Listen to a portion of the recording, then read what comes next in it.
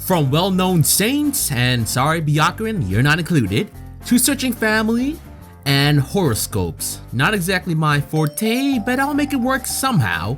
Hello, Magi here, and welcome back to another episode of Interesting Touhou Facts, the series where I look over Touhou facts that I find either fun, unusual, or simply interesting. So without further ado, let's begin the Interesting Touhou Facts number 88. Number 5. I'm sure you guys are wary, but I have a series called the Character Profile, where I take an in-depth analysis of a character and so on. I try to be as thorough as possible when I do my research, and even when I do, new information about the characters will come to light because of new chapters in print works or games. This fact was mentioned before, but I missed it, but thanks to the print works, I was able to see the fact again. This one involves Sanae. We know she's from the outside world, but where specifically in Japan? Well, I'm going to go a little deeper into it. In Symposium, Kaneko mentions Sanae is from Lake Suwa of Shinano province. It's referenced once more in chapter 44 of Wild. While Sanae and Reimu are making yashoma, which are dumplings, Sanae mentioned it's not spring in Shinshu without these. Reimu also said the dumplings are from Sanae's hometown. Shinshu is in the Nagano prefecture and Lake Suwa is a lake in the Kizo mountains in the central region of Nagano prefecture. I have no idea where any of these locations are, but hopefully I posted some images from Google to help us. So yeah, nice to get some little details regarding our outside worlder. I'm still waiting for Sanae and Sumuriko to meet with one another. I can't be the only one. Number 4. If you remember my playthrough of Antinomy, then you have a general idea of how it turned out. Pretty fucking rush. Aside from my complaints on it, we got some more lore when it came to Touhou, the perfect possession, and more look into the dream worlds, the sisters, and whatnot. I went through the story mode so we could all learn what the fuck was going on. Apparently, there was some nice info that we all had missed, unless you were playing against the CPUs. So in Koishi's versus dialogue with Byakuran, if the monk wins, Byakuran will say this: "Your sister sometimes visits our temple just to look for you." Back in Urban, when Kazin beats Koishi, she says this: "Oh, you're the young Misty from the palace. Your big sister's been worried about you." So it looks like even the ruler of the underworld is still worried about her sister. Considering what Koishi is capable of, I don't think she needs to be concerned for her, but still, a nice thing. Number 3. So we're going to talk about a brand new character you might have never heard of. And don't worry, I didn't know about this gal until recently. Let me introduce you to Chico! Yeah, you might be asking who the fuck is Chico. Well, let me show you who this person is.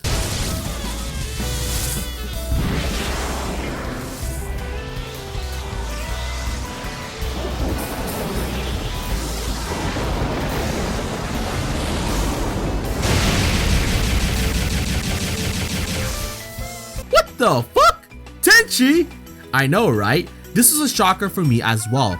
Here's the rundown. When Tenchi's family became Celestials, she joined with them as well when she was a small girl.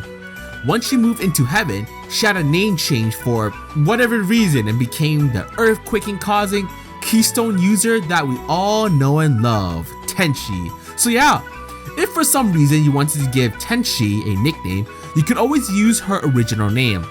That's gotta count, right? I'm just curious if anyone in Gensokyo actually knows that or not. Number 2. So this next fact is also based from Wild chapter 44. I usually don't feature the same chapter twice in the same video, but whatever, first time for everything. For a quick reminder, this takes place during the time the Meteor crew was showcasing the big Buddha statue, which was Uzan in disguise. Now that you know the situation, let's continue on. During nighttime, Kazin is thinking aloud. Here's how it goes. So that saint died beneath a pair of salt trees, while another saint met his death while crucified. One saint rid himself of all worldly attachments and abandoned his flesh, while the other was so attached to the flesh that he performed the miracle of resurrection. So if that wasn't obvious enough, Kazin was referencing both Buddha and Jesus. I know Gensokyo is a fantasy world, but it still surprises me when Touhou mentions stuff in real life. Like the Ebola deal, the Berlin Wall, Miko's human first deal, and this one. It just reminds you that whatever crazy shit happens in our world, it's possible it could be mentioned in Touhou, which is always fun. Number 1. So this next one is interesting as I don't really have much knowledge in this. horoscopes. I understand there's like a sign or something based on when you're born, and whatever sign you have, it can dictate what kind of luck and shit can happen to you. But what if these horoscopes involve the Maku? Now you have my interest. So in Alternative Facts, there's an article that involves Marissa. Here she mentions about a new form of divination called Lucky Demaku Horoscope. It even notes that they take no responsibility for any injury or damage inflicted by Demaku collisions. If you guys saw the perfect memento questions, you'll know why. There's gonna be a lot to discuss, so let's go. This one is for Aries. Demaku Flight Sign, Flying Head, User Sekibunki. Get hit with this and your head will go flying just like the users. Your head remains conscious for a while afterward, which is real lucky. Flying heads isn't something I want to encounter in my lifetime. This is for Tauros. Danmaku Big 4 Arcanium. Knockout in 3 steps. User Yugi. Get hit with this and she'll punch right through your stomach. Normally you die, but it's a spell card, so you don't die. Real lucky. Yeah. Real fucking lucky there. And here's Gemini. Demaku, String Music, Storm Ensemble. User Tsukumo Sisters. You lose your sanity to a nightmarish melody and die. If your musical tastes match theirs, you can get a 1-up. Lucky in an ordinary sort of way. Bitch, I think your definition of luck is seriously out there. I think most appropriate. Now for Cancer. Demaku Transformation. Bun Boku Hot Soup Bathtub. User Mamizo. Get hit by this and you'll automatically get steamed real nicely, then deliciously feast upon. You die, of course, and even your bones get slurped clean. The fact that you get eaten up without leaving any scrape is lucky. Why don't you get fucking eaten? Time for the Leo. Demaku. Nue sign Demaku Chimera. User Nue. Upon colliding with this Demaku, the Collidee's true form become unrecognizable and they die. Ain't it lucky that you can muddle up your identity without even having to get drunk? No. Time for the Virgo. Demaku Instinct. Release of the id. User Koishi. Collide with this and something in your heart gets liberated and you die. With so many folks' hearts staying closed their whole life, being able to open yours is actually pretty lucky. You test this out first, Marissa. Be my guest. It's Libra. Whatever that means. Demaku. Discernment Lasers of 17 Articles. User Miko. Get it with this and you'll get equally pierced by lasers. Of course you die, but you die about 17 times worth. Getting to die a whole lot. Talk about lucky.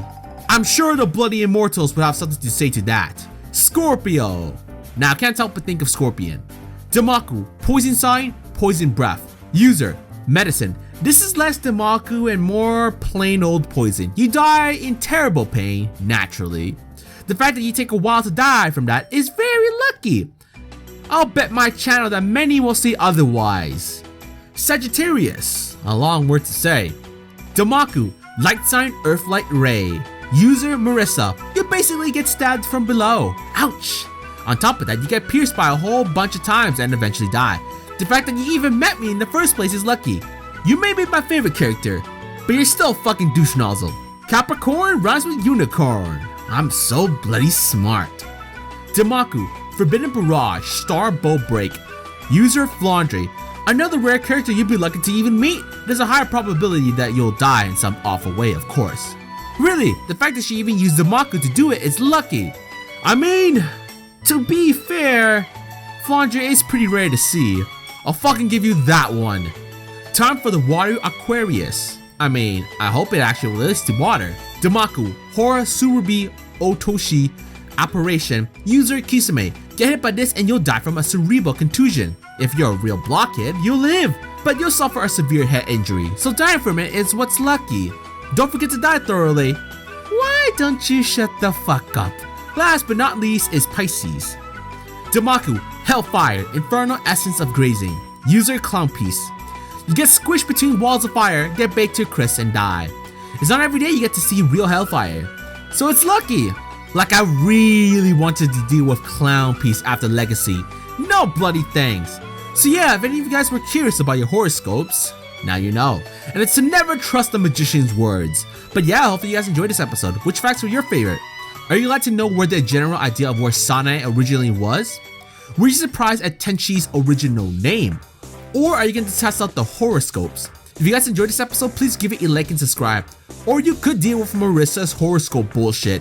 Not me. Fuck no. I already got enough shit to deal with. Either way, this is Magi, and thanks again for watching.